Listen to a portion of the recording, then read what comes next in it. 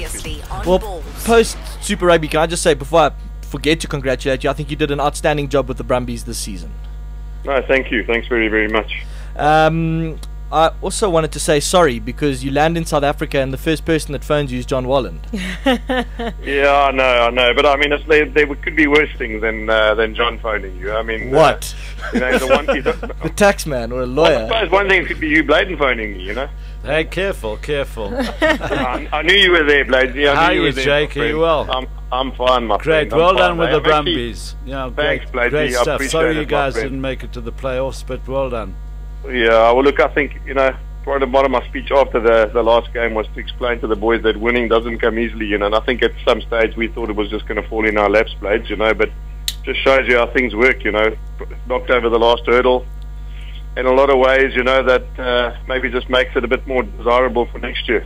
Yeah, but I think, to with the younger sort of side that you had, and everybody sort of said the Brumbies may be the Cinderella side in Australia, and for you to have done what you did with them, I think all South Africans were really proud of you. No, thanks, Blades. I think because you understand rugby and you've watched it a long, long time.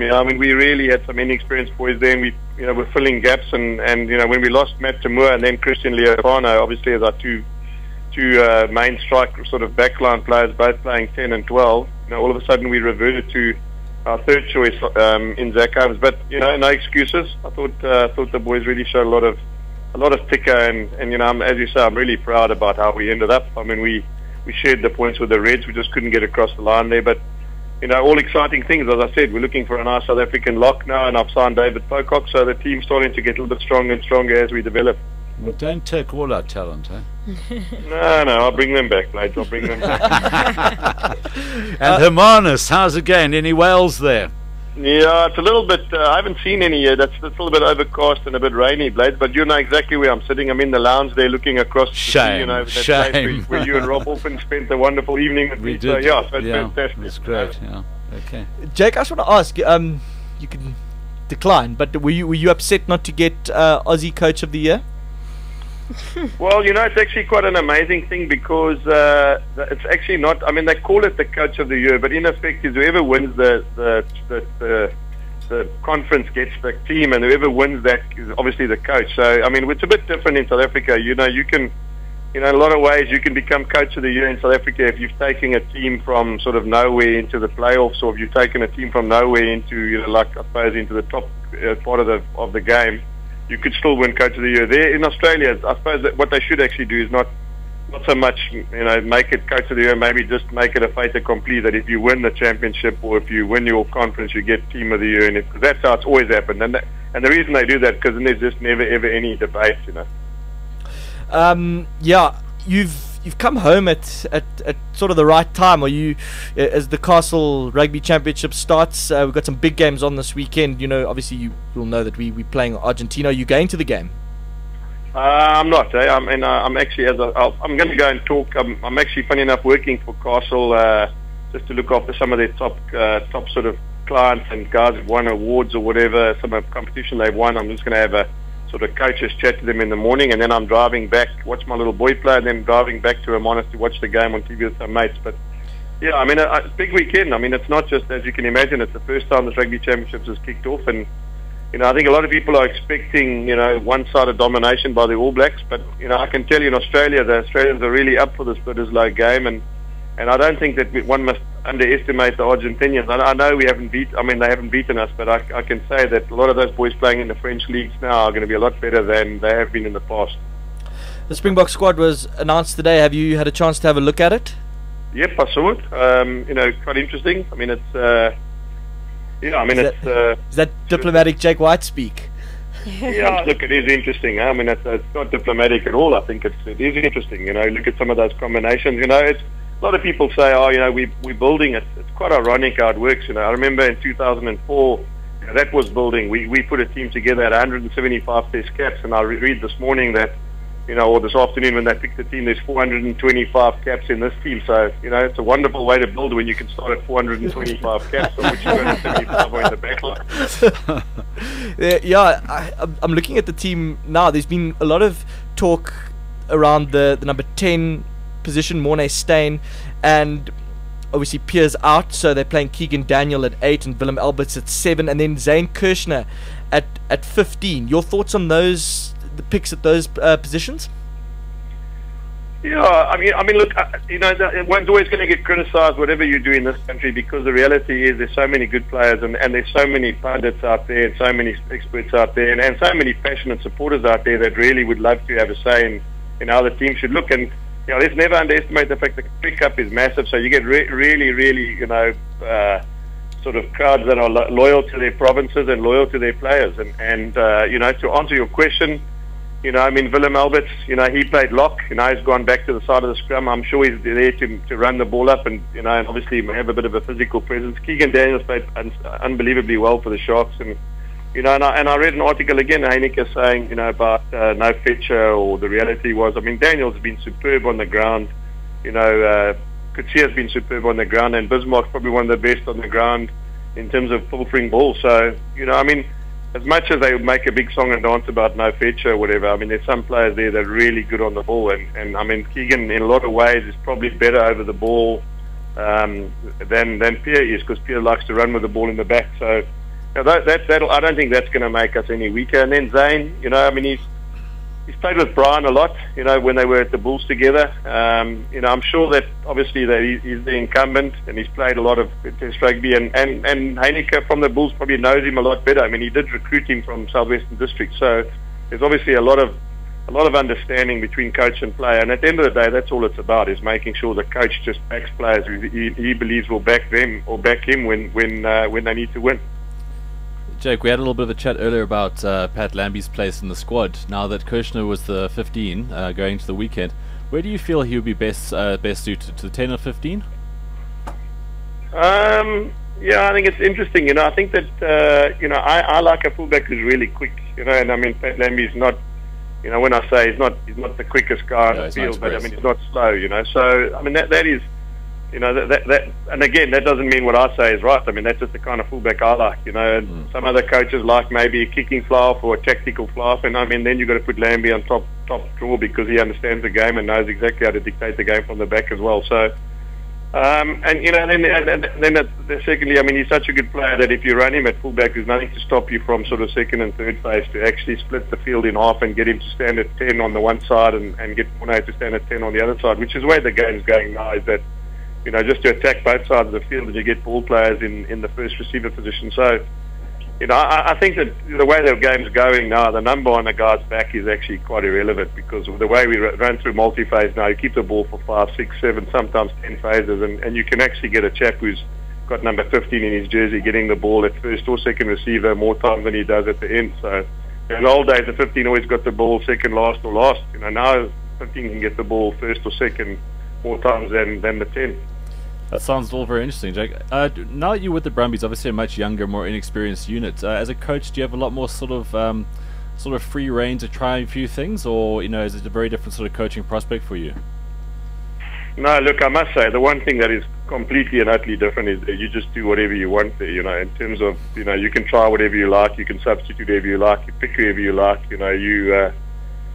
If I wanted to run, I've got a big Fijian boy. If I think that he can move from centre to the side of the scrum, that's the sort of decisions, that are fantastic for that enable me to do that. And I've got a fantastic number 8 who I think can become an international hooker. And, if we decide that, in fact, that's another part of what I'm doing here, is looking to see if there's an opportunity for him to play some rugby in South Africa as a hooker, and, that'll make him a better player. So, those are the interesting and exciting things about coaching in another country. And, the rugby's not their main game. I know people are tired of hearing it, but it's the truth. They've got AFL, they've got rugby league, they've got soccer, they've got cricket. Rugby is literally is a small little sport, and sort of in the fourth last page of a newspaper when you have a rugby result. And whereas in this country it's all and everything. So it is nice. It is nice. It's nice to sort of try things and be a little bit sort of, I wouldn't say under the radar, because obviously people talk there because of my South African connection, but in a lot of ways it's nice to try things and have a little bit more sort of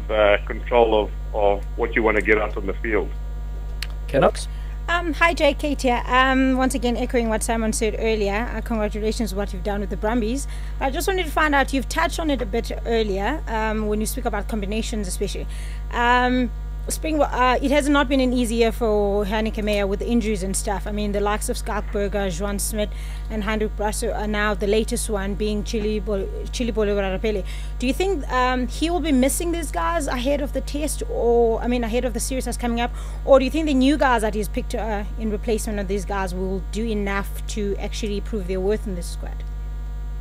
Well, Kate, I find it odd that they say Johan Smith's not available for selection. That's like saying Gert Small's not available for selection. He retired 20 years ago. The reality is not everybody can play in the side. And if Johan Smith was available, then you wouldn't pick Willem Alberts, and people would be saying, well, you've left Willem Alberts out, and how can you leave Willem Alberts out? So, the reality is only 15 spots, and you can't say Skalkberger's out and Johan Smith's out and et cetera, et cetera. The reality is, as I said, Heineke is in a fantastic place. He's got 425 test caps in its side now, where he supposedly, everyone thinks that he's putting a team together.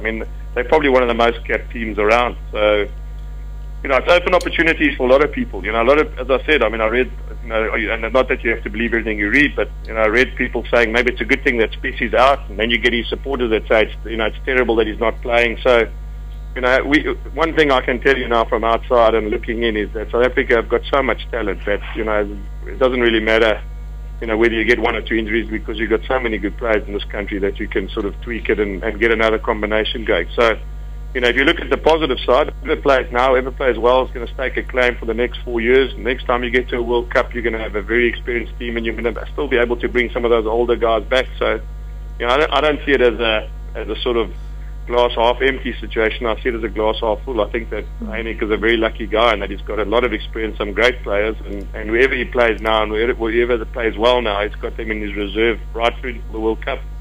Thanks, Coach. Jake, just tell our listeners and viewers a little bit about Argentina. I smile because I go to gym and guys say, are we going to give Argentina? Of course I go to gym. Carry on. I've seen you there. We're having a rough time with these people in the studio, Jake. But I go to gym and particularly the Lebanese guys. I love the Lebanese guys. They say, can I have a punt on the Springboks with a 40-point spread or something? And they beat France in the 2007 World Cup opening game. And we tend to have this attitude in South Africa. Argentina, they've not been in the competition before. We're going to give them a clap. Just tell the viewers what you think about that. Let me say that you've travelled the world and you followed the box, and you know what I'm going to say to you now. I'll never forget standing in the change room. In fact, the last time we played in Argentina, we were down at half time, and it was actually the game where Jean de Villiers had bumped one of the players into that moat, and he actually got a yellow card. I was doing that game. Correct, and that's why I knew you'd understand. We were down at half time, and I remember standing in the change room, and I said to the players, do me a favour, boys, just look at everybody on your left and on your right-hand side. And they all sort of looked at me, and I said, just look at the person on your left-hand side and your right-hand side, and make sure you remember what he looks like and what his name is. And I said, I'll tell you why I'm telling you that, because you will become the first group of Springboks ever to lose to Argentina, and I never want you to forget what the person's name was, so we never get confused about which group it was that lost. And I say that to you, Blade, because I think you'd appreciate that those days of having an unbeaten record against Argentina, it's not going to last forever. And the fact that they've now got themselves into a competition like they have now, which is obviously playing the top three sides in the world, they are going to start getting better and better. And I'm saying to you that this is actually quite an important test match for us this weekend, because if we don't put them away and make a statement, we got to fly to Argentina and play them in their home ground the following week. And if they get in Mendoza too, correct, and if they get enough confidence out of this game as a group and realize that that we're not invincible and that we are actually beatable, we're going to make it tough for ourselves next Saturday away from home. So we're not. It's almost like I think we're probably playing two test matches in this weekend. We can win both if we make a statement in Newlands, but if we can really put ourselves under the pump. And so, to those Lebanese mates who want to have a bit of a punt at 40 points, my suggestion would be don't be silly. Those days are gone. I think the Argentinians are going to get better and better. Blades, that playing them in Argentina is a different animal altogether. Well, I think the other thing is that the Argentinians coming into this competition, being in the top 10 in the world and not being in a major competition. Can you imagine how motivated those guys are going to be? And not only that, as I said, they've never beaten South Africa. You just have to look and see how the Irish played in one of those massive test matches at the beginning of the year, or the middle of the year when they played the All Blacks. I know they got thumped by 60, but there was a second test where they really had a full crack and almost pulled it off. So, and I say that because Ireland have never beaten New Zealand in the history of the game. But I just think that those sort of records are there to be broken. And with Graham Henry's involvement with the Pumas, I really think that they might get a lot of confidence out of the fact that he's been there, he's done it, he knows how to play in South Africa, and they'd be listening to every word he says, going into this test match. Yeah. Jake, before we get your prediction and wrap it up, how much of a factor is travel going to be in this competition? We know it's always tough travelling down to New Zealand and Australia, but with the added travel to Argentina, how big a factor is it going to play?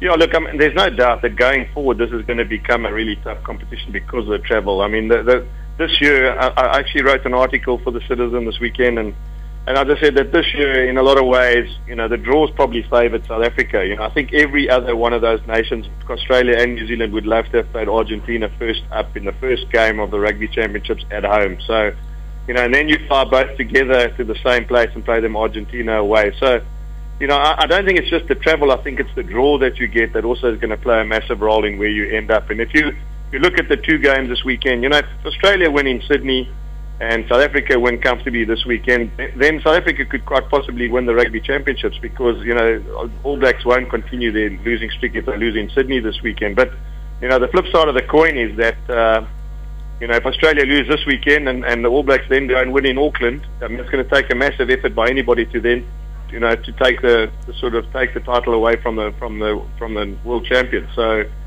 I think it's not just the travel. I think it's the draw and it's what kind of momentum you get in the competition. So, as I just now said, one of the important things about this weekend is just to see the momentum that gets taken out of this game into next week's fixtures, but also in a little keen eye on to see how the game unfolds in Sydney. Because, as I said, if the Wallabies get up for that one and then they could maybe win in Auckland and get the Blizzard Cup back, then all signs will be that the Wallabies will be the firm favourites to retain the Tri-Nation. So, to the sponsors and everyone who's put it together, I think it's a fascinating tournament to kick off the way it is going to kick off this weekend. Yeah, no, it does sound fascinating. So before we let you go, Jake, and we do appreciate your time with us this afternoon, your calls for the weekend? Yeah, look, I think that, I'll go with the Lebanese boys and think that the Box will get up. Clearly, because I actually teach quite a lot of them at Jeppy, so I'll go with them on this one. But I don't think it'll be about 40 points. I think the Box will obviously get up on this one. But and then the one down under, I just think that with Sonny Bill Williams and the presence that he has and Nonu in the midfield, I think that the All Blacks could win, but it's going to be a lot closer in that game than one predicts. Because I've had a lot of time with the Wallaby players, a lot of time with Robbie Deans in Australia, and they've been talking this game up as sort of make or break for them as a group. And the one thing about them, they have developed a massive amount in the last few years as a group of players. So it'll be interesting to see. But I would think that the All Blacks to win and the Springboks to win this weekend. There you go, Jack White. Thank you so much. Blades, any final words? Yeah, say hi to Linda.